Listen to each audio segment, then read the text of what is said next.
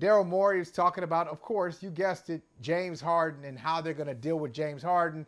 Harden showed up today for the Sixers, participated in training camp, but Harden's also the guy who called Daryl Morey a liar. Also the guy who said he would not be a part of an organization that has Daryl Morey atop the masthead. So we'll see what happens there. And then you heard Deion Sanders, Ashley, Coach Prime, talking to the Sixers. Yet another team coming to the mountain to listen to the Oracle, dispense sports wisdom. And so Prime Time is there talking to the Sixers, trying to get them excited. But I think the Sixers need more than talk. So whether it's Daryl Morey talking, I've heard that before. As entertaining as Coach Prime's speeches are, I've heard those before. They need to put something together that makes us believe. I'm not going to speak for you. I'm going to say it makes me believe that they're just not, in the parlance of Philly, that this John is just not fake. This John ain't it. And I just never take them seriously. I never take Philadelphia seriously. How about you? I don't even look at them. I'm starting with them because I'm so disgusted with the Sixers and how they've done business the past couple of years. I don't even think they belong in the championship conversation. What do you think? I think that you have to take them seriously only because when you have Joel Embiid, you have to take them somewhat seriously. Like, it's not like we're just talking about some random bench player. We're talking Joel Embiid. So I think that while he's there, they're always in the conversation. They're always in the mix. So in that regard, I don't mind people holding on to that because I am somebody who will still believe this is a playoff team, even if they're not a top seed. This is not a play-in team. This is an actual playoff team. That's right. So with that said, that doesn't negate the fact that I'm torn on this James Harden situation, Michael. I'll tell you why. How so? Because what are you torn about? I'm torn on this. I'm somebody who believes that players should maneuver through the sports landscape the same way that the owners do in doing what's best for their long-term interests. In the terms of owners, that means the business of basketball. That means winning. That means championships. I think that players should do the same. Now, that doesn't mean you just go ahead and abandon your contract a year in, but a Damian Lillard situation, you give what you can give, but if it's no longer working, this sense of loyalty to organizations, I don't believe players should be confined by that because organizations we have seen time and time again don't have loyalty to players. With that said, if Daryl Morey did handshake agreement with James Harden, who left money on the table so that the 76ers could go get PJ Tucker and build a team that they could win with, Joel Embiid goes down, James Harden's next man up. That is your moment to show Daryl Morey and the Philadelphia 76ers that you are the guy who deserves X amount of money, whatever handshake agreement you guys made, this is why I deserve it. You don't go there and then half-ass your showing in the playoffs when the team needs you the most and then still demand what you agreed on allegedly behind closed doors. So I'm all for players getting their money, but James Harden is, you want the superstar treatment. You want to be treated, like a LeBron and like a KD and be able to force your way into situations and be able to force your way with X amount of money. Last time I checked, you didn't win a ring in Houston. You forced your way to Brooklyn. You didn't win there. You forced your way to Philly. You didn't win there. And now Philadelphia is not going the way that you envisioned it would. Now you want to force your way to the Clippers. I don't really understand why he thinks that anybody in their right mind would want to trade for a player who throws his name around with no accolades, not really a performance or performances you can rely on consistently, and think that's worthy of demanding a trade and not showing up to training camp. And I don't understand the rationale, which is why I'm 50-50 on this. Okay, all right. Well, let me get you closer to. Let me see if I can help get you to 60-40. Okay. 70-30. Okay. All right. 70-30. All right. Let's start with Daryl Morey. All right. So Daryl Morey. We love relationship examples because relationship examples they're fantastic. They apply. This is true. To all sorts of things. So You tell me. Look, like I haven't been single for a while, so I don't know the current landscape. As I hide my Tinder Put it on account. me. As I hide my Tinder. All right. So, what do people say? Do people still say when you're single, you draw the people who they're drawn to whatever you're putting out there? Do people still say stuff like that? That the people that are drawn to you, you're kind of putting off that energy. Project. Yeah. Okay. All right. Do you believe that? First of all, do you believe that? I think that energy is powerful. So yeah, I think that you attract the things that you lead with for sure. Okay. Well, Daryl Morey tends to find himself in some toxic relationships every other year. Every other year, he's always involved in fights. Like, bro, it ain't always somebody else. Why are you always in these kind of relationships where private things go public and somebody's throwing clothes out the window? The neighbors are like, yo, the neighbors getting their popcorn, like, oh, here they go again.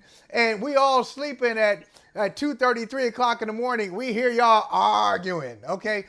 That's the kind of stuff that he's putting out. He had the same thing with Ben Simmons, where, I'm not going to trade Ben. We're not going to just got to be best for the Sixers. They're going back and forth. Simmons is showing up and then quitting. He's showing up so he won't get fined, but then, oh, my back, oh, my arm, oh, my leg, everything. And the same energy, Daryl Morey is talking about Ben Simmons. He trades Simmons for Harden, and he got the same stuff. So look, James, everything you said about James Harden, 100%, I got no argument with you, Ashley. 100% accurate. Everything you said about Harden is true. But Daryl Morey is that dude too. He's like the Harden. He's the Harden of front office people.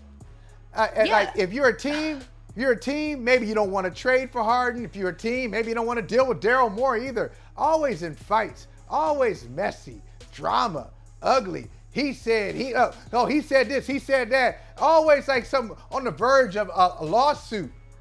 Hey man, listen. You want to run a team, or you want to be on like the real house husband of Philly? What you trying to do? Listen, trying to win a championship? I am not discrediting James Harden when he says Daryl Morey is a liar. I think that if it walks like a duck and it quacks like a duck, it's probably a duck. And everybody can't be wrong about Daryl Morey, much to your point.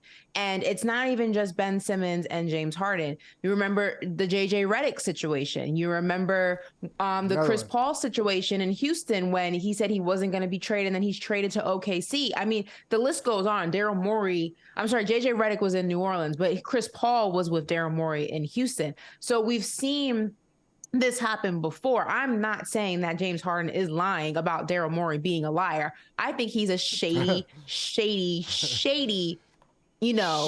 dude. So I'm not taking that away. But what I am saying is that if James Harden went into the playoffs last season and he gave maximum effort, because you cannot say that he did. He gave us one good game. If you gave us maximum effort and you are now in this scenario regardless, but that was the lasting memory that teams had, that the media had, that the fans had, people would say James did everything he needed to do to show you that he's deserving of X amount of money that you promised him.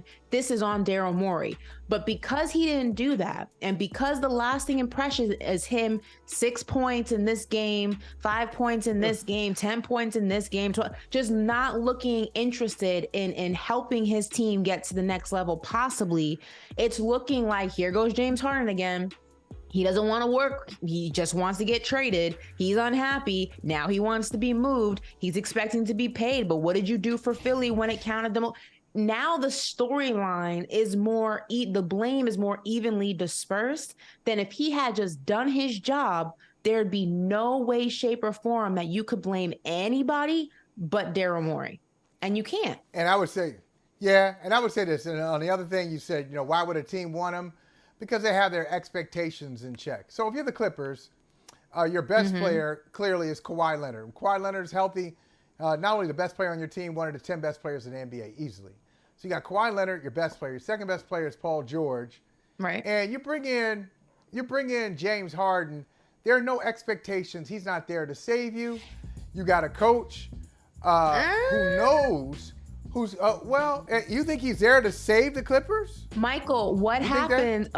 Devil's advocate. Yes, he may not be there to save you if you have Kawhi Leonard and Paul George the entire season. But what do we know about the Clippers? At some point, one, if not two of them are going down. Then what happens? James Harden is now your number one guy. And can you depend on him to be that number one guy night in and night out before they get back? But not number one in spirit, not number one in like he becomes the best player, but you don't put in other words, Houston put the weight of the organization on James Harden's shoulders, and Brooklyn distributed it three ways between Harden, Kyrie, and Durant, and Philadelphia was trying to split it up between Harden and Joel Embiid. Well, forget about three ways. You get maximum. You're the third guy, but maximum. Sorry, you get about a 12% cut. We just know better. We know better. And on top of that, you know what Ty Lue has? Let's just be real. Ty Lue has a relationship with Doc Rivers. Doc Rivers got him into coaching. He played for Doc. He coached under Doc. And so you don't think Doc has told him, hey man, if you go take James Harden, first of all, hey, take this book. It's thick. It's about 400 pages. You need to read this and know what to expect from James Harden because he's a handful. And he cost me my job. But do you want to deal with that, though? He cost Steve Nash his job, Silas his job. But Michael, we're not talking about We're not talking about Phil Jackson here, who's going to make these guys go on, these spiritual retreats so that they can tap into their inner killer. You know what I mean? He's a different kind of coach. Ty Lue is not going to do all that. So when you are given or the possibility of being given a player that's going to require so much extra attention and work to make sure that you can utilize him the way you need him. You're not trading him to OKC. You think he was bad in Houston?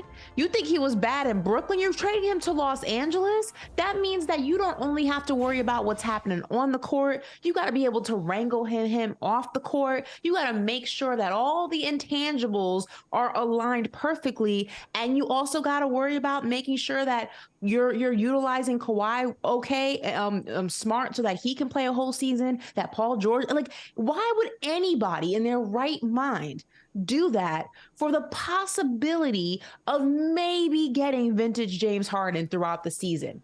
Why would you do that? Shelf life, because you just think, I just need him for a year. Hey, this is not a long term. Hey, come on. Now back to relationships. Some relationships, you're trying to introduce them to the folks. You're thinking about marriage. You're thinking about long term. Others, you just need them for whatever mind. Anyway. So is this a Taylor Swift, Travis Kelce relationship? I'm confused. Never mind. Hey, thank you for watching Brother from Another. If you haven't hit that subscribe button, go ahead and do that now. Don't forget, you can catch us 3 to 4 weekdays on PeacockTV.com and on Sirius XM Channel 85.